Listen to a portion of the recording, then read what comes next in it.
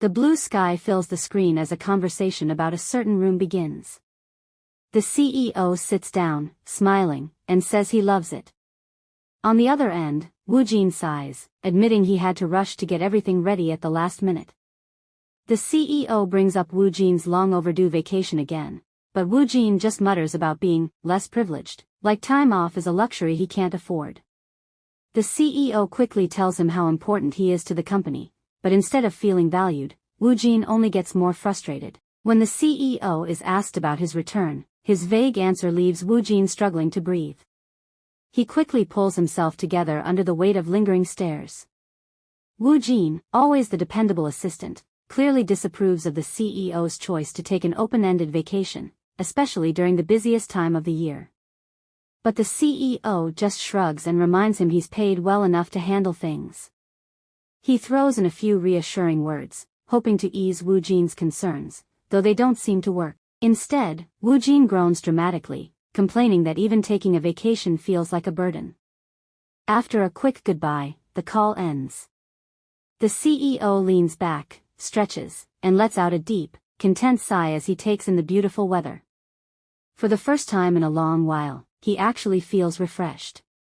In the next scene, a young woman with a bright smile takes her seat. But behind that smile, her thoughts drift far away. She compares herself to a scarecrow, or worse, a tragic heroine in a melodrama. A flashback shows her standing in front of her boss, calmly handing over his lunch schedule and the reservations she made for his family meeting. Everything is perfect. Then, a cheerful voice cuts through the room. A young woman steps in, greeting her father warmly. The mood shifts as everyone exchanges polite greetings. But something or someone makes her freeze. Her eyes widen. Standing next to her boss's daughter, Miss Sarang, is a man she never expected to see. Her body stiffens as the shock hits. Sarang beams as she introduces her fiancé, Hyun-jae. Seo Jin's face goes pale. She forces a smile, exchanges pleasantries, then quickly excuses herself from the room. She sneaks one last look at the happy group before slipping away. Her chest tightens as memories flood back, his words echoing in her mind, how he once pretended it was their first meeting. But they'd known each other for over 10 years. The pain hits all over again. He had left her without a word, treating her like she was nothing. Like a stranger. She snaps back to reality, staring blankly at the sky. But no matter how long she looks, she can't escape the mess her life has become. In a flashback, a colleague tries to comfort her, but unable to face everything falling apart, she makes a drastic decision. Without thinking twice, she hands in her resignation letter. Her colleagues react in shock, trying to talk her out of it, but it's already too late. She apologizes, desperately choosing to run away from a reality she can no longer bear. In the next scene, the CEO, full of vacation energy, gets ready for a quick workout when he spots Seo Jin being helped out of a taxi by the driver. He stops in his tracks, unable to look away, wondering who she is. Without thinking, his legs carry him toward her. Seizing the chance, Seo Jin asks if this is Sky Pension. She apologizes for not making a reservation and quickly asks if any rooms are available. He stands there, distracted for a moment, remembering what Secretary Kim said about buying the entire guest house. Secluded and peaceful, just how he liked it. He had bought it on impulse, without a second thought. Before he can drift too far into memory, Seo Jin's voice pulls him back. She asks to meet the owner, clearly unaware that the guest house is no longer open to the public. For a second, he wonders how to explain, but then decides to skip the formalities. He simply tells her he's in charge and offers to show her a room. Inside the cozy, well-kept room, she looks around and nods in approval. Before she can say much else, he casually mentions that there are no other guests right now and encourages her to make herself at home. She awkwardly brings up the cost, catching him slightly off guard as he realizes he has no idea how much a place like this should go for. Still, he keeps things smooth, asking how long she plans to stay. She admits she hasn't decided yet. With a neutral expression, he tells her he'll check the rate and let her know. Then, in his usual calm tone, he reassures her again, telling her to relax. Once out of sight, he calls his secretary to ask about the peak season rate for the guest house. But partway through, he shrugs it off and decides to just guess. He also asks if there are any helpers nearby, but the secretary sounds exasperated, reminding him that this was all explained already. The CEO acknowledges it and ends the call, quietly admitting that having Seo Jin around makes things more interesting, especially during vacation. Meanwhile, elsewhere in the guest house, Seo Jin's phone lights up with a flood of unread messages from her best friend, Jin-ju. Smiling, she calls her back right away, accusing her of being too impatient. Jin-ju fires back with a playful comment about aging while waiting.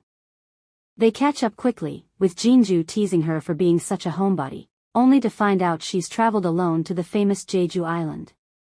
Seo Jin admits she's running away from everything in Seoul. The tone shifts when Jin-ju curses out her ex without hesitation. But Seo Jin doesn't let her finish, saying it wasn't entirely his fault. She wasn't the most devoted girlfriend either.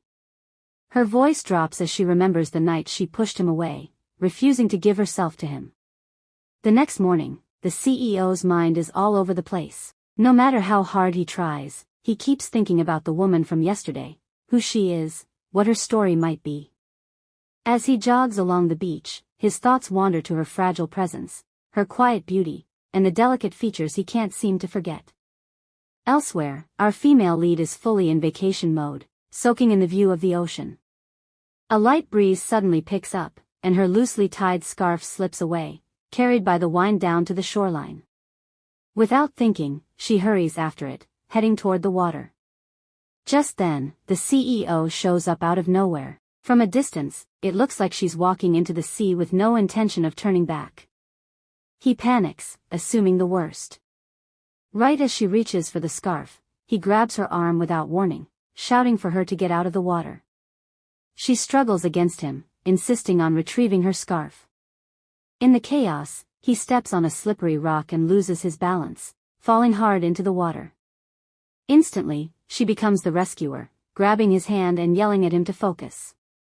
Guiding him through the waves, she helps him back to the shore, step by step, since he clearly can't swim. Once they're both safely on the sand, they breathe heavily, recovering from the ordeal. She checks on his leg, but he says it's fine. Still worked up, he lashes out, telling her to take her dark intentions somewhere else. The accusation stuns her. She quickly explains what actually happened, that she was only chasing her scarf, and accuses him of jumping to conclusions. There's a pause as they stare at each other. Then, all at once, the tension breaks. They both burst into laughter, soaking wet and exhausted. After the chaos settles, he apologizes for the misunderstanding and suggests they head back to the guest house. Like a true gentleman, he offers his hand, and it's only then that she realizes she had laughed without meaning to. But remembering her reason for coming, to relax alone, she brushes past him, ignoring the gesture. He watches, stunned. To him, her reaction feels strange, especially since he was only trying to help. As they walk back, he tries to break the silence with small talk, commenting on how guarded she seems. He even points out how people usually warm up to him quickly. She doesn't hold back, firing back with the same observation. He smirks and teases her about taking a vacation alone, especially given her seemingly popular image. But her cold, disinterested reaction shuts down the moment. Left with nothing more to say, he walks the rest of the way back in silence. Later, we find him soaking in a warm bath, trying to unwind, but Seo Jin keeps slipping into his thoughts. He frowns, thinking about her earlier remark about having plenty of guys around.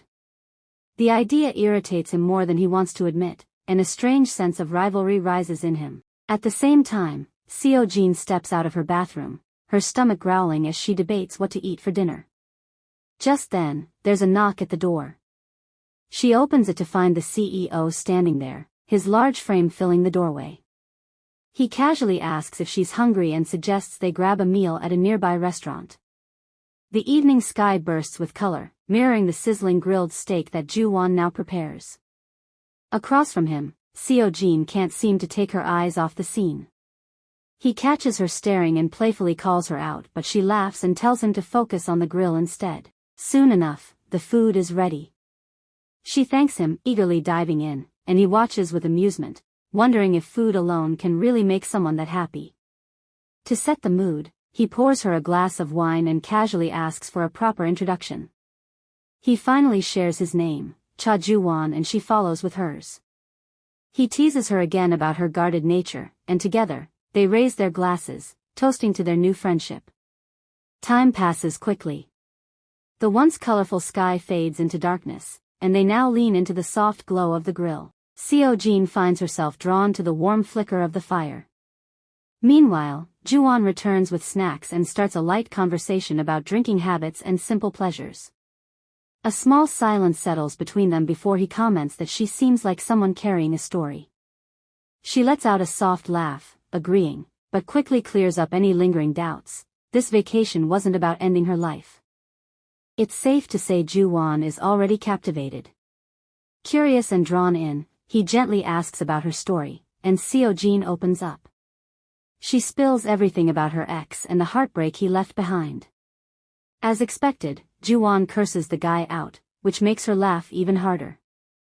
Still poking around, he asks why she chose to deal with everything alone. She shares honestly, saying life has felt dull lately, like nothing really sparks her interest. Then comes another confession. This is the first time she's ever traveled solo. As the conversation deepens, she admits she feels a little sorry that it took such a devastating breakup to finally see herself clearly. But she's not done. Seo Hyun goes on, saying for the first time in forever, she feels free enough to try new things, even if they scare her. And just when he least expects it, she acts. Without warning, she leans in and kisses him, a bold, sudden move that stuns him completely. He pulls back, staring at her with wide eyes, and asks what that little stunt was supposed to mean. Calmly, she replies, it's just her trying something new, something bold, maybe even something that doesn't feel quite real. But Joo-wan isn't satisfied with that answer. He presses on, wanting to know what's so daring about a sudden kiss. She shrugs, suggesting they just call it an adventure if the word bold feels too dramatic.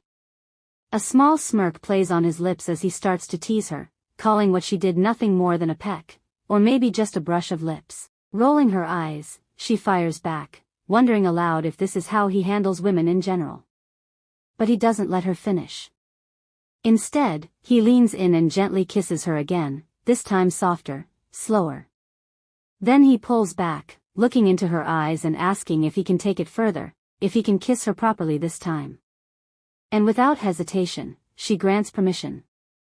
Cut to the next moment, and we find the two of them on the bed. Joo-wan pauses one last time, checking if she's sure, but Seo Hyun doesn't waver. She's certain. She wants this. She wants him. Inside, Seo Hyun reflects, she's not doing this to get back at her ex. It's not about revenge. It's because she finally feels safe. As her thoughts drift to earlier that day, the beach, the chaos, and Joo-wan jumping in after her, she can't help but smile. Maybe, just maybe, one night in his arms won't hurt. As things heat up, Seo Hyun can't help but admire his skin, the strength in his build. Everything about him feels unfamiliar, yet strangely magnetic. The old version of herself would have never allowed this, never let go so easily. But now, something about him unravels her completely. Once again, he asks for permission before going further, and when she gives it, he moves without hesitation. Meanwhile, Joo-wan is fully lost in her, every part of her drives him wild. When it's over, Seo Hyun falls asleep, her body relaxed and satisfied.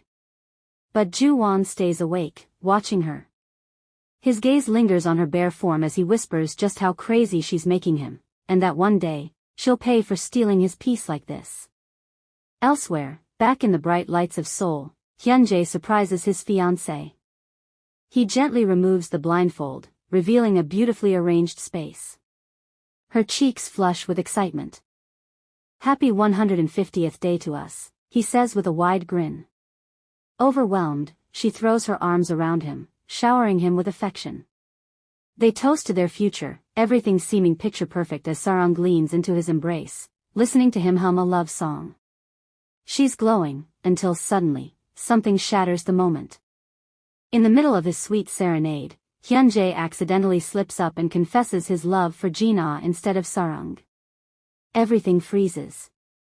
Sarung's smile fades. Her face turns red, not with affection, but fury, as she storms toward the door, heart pounding, disbelief written all over her face.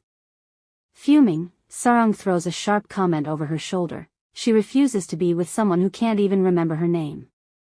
Hyun-jae quickly chases after her, breathless and panicked, apologizing over and over for the slip-up.